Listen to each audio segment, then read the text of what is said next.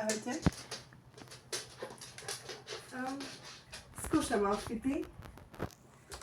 No a vyskúšala som si aj tieto šaty. Chcela som vedieť, či mi sú ešte dobré, lebo zajtra ideme do Prešova.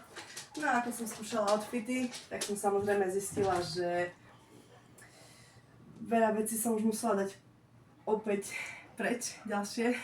Dobre. Ja sa vykoktať. Idem to Lebo- zavrieť, že keď nechce ísť, tak... Lebo mi je už všetko veľké, no a napadlo ma tak narýchlo vytvoriť outfit k týmto šatám.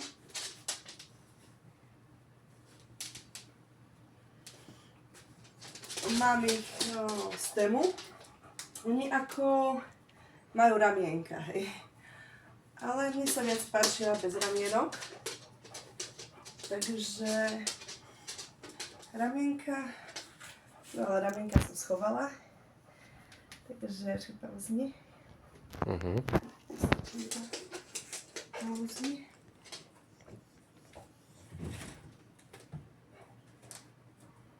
Také niečo, ideš niekde? Dobre, Ľudko, du.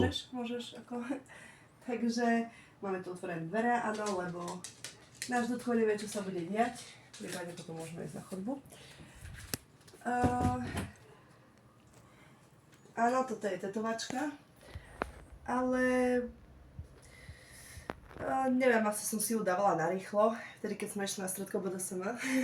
Neviem. Ponáhľala som sa, takže proste vyšla ako vyšla. Toto mám zo second handu. Je to určené pravdepodobne na ruku, na rámok na ruku, ja som si to dala na chodidlo. Topánky som k tomu nedávala zatiaľ žiadne, s topánkami je, ako som už tuším hovorila, mám dosť problémy, takže takto. Tento náhrdelník mám zo second handu.